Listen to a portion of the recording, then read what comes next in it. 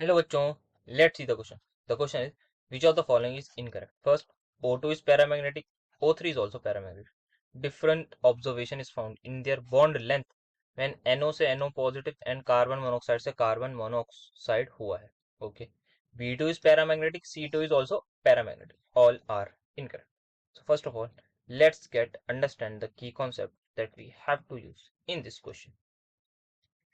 की कंसेप्ट जो हमें यूज करना होगा that is somewhat related with molecular orbital theory, जिसको we can also say MOT, molecular orbital theory.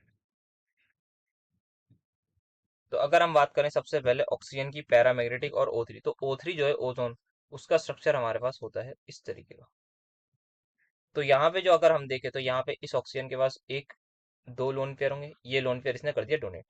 यहाँ पे बात करें तो एक दो तीन या होगा इसके, हमारे पास होगा बेसिकली दो लोन पेयर इसके पास होगा.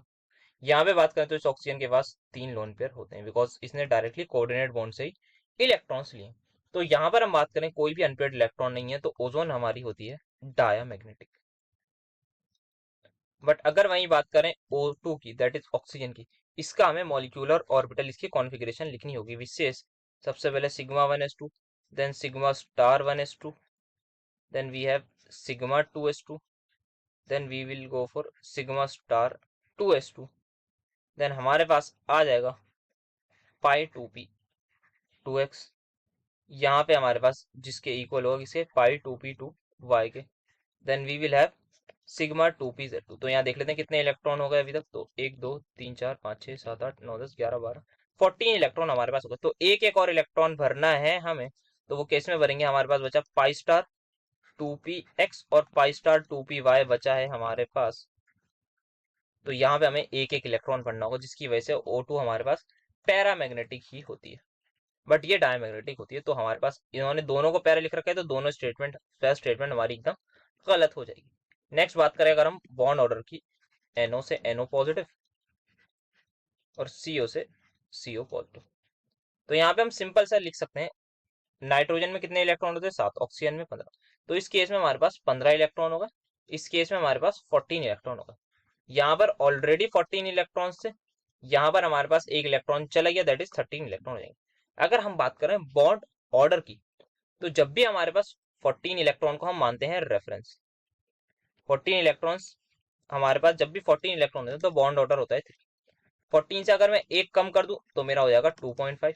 14 से अगर मैं एक बढ़ा दूं तो वो मेरा हो जाएगा 2.5. फिर ऐसे ही मेरे पास 16 हो जाएंगे तो 2 हो जाएगा, मेरे पास 17 हो जाएंगे तो 1.5 हो जाएगा. सिमिलरली यहाँ पर 12 इलेक्ट्रॉन्स हो गए तो 2 हो जाएगा.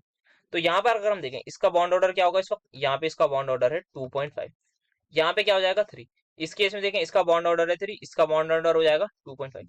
दैट मीन्स यहाँ पर क्या हुआ है, बॉन्ड ऑर्डर हुआ है डिक्रीज, सॉरी इंक्रीज. यहाँ पे इंक्रीज हुआ है, यहाँ पर बॉन्ड ऑर्डर डिक्रीज हुआ है. अगर बॉन्ड ऑर्डर डिक्रीज तो बॉन्ड लेंथ इंक्रीज. तो यहाँ पे हमारे पास अगर बॉन्ड ऑर्डर इंक्रीज हुआ है तो इस केस में हमारे पास जो बॉन्ड लेंथ है दैट इज डिक्रीज, और इस केस में जो बॉन्ड लेंथ है that will increase because bond order क्या हुआ है डिक्रीज.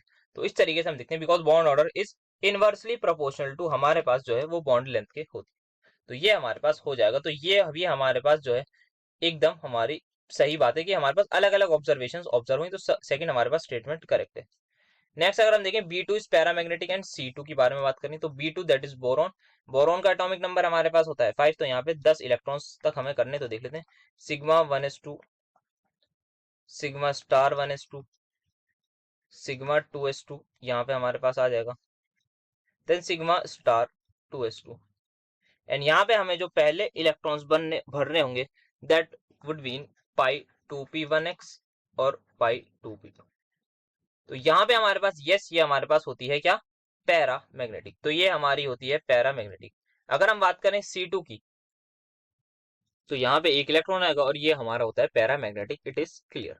तो अगर C2 की बात करें तो यहाँ पे इसकी σ1s2, क्योंकि यहाँ 12 इलेक्ट्रॉन बढ़ना है, इस केस में हमें 10 इलेक्ट्रॉन तक करने थे.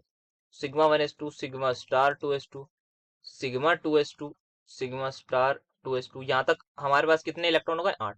अब हमें भरने हैं 4 और, तो मतलब 2p2x हो जाएगा और पाई 2p2y हो जाएगा हमारे पास. दैट मीन्स यहाँ पर ये एंटिटी है हमारी diamagnetic.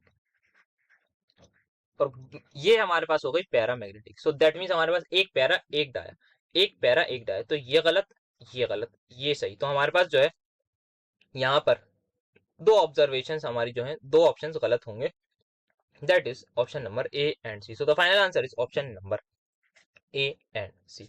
Hope you understood this well, best of luck.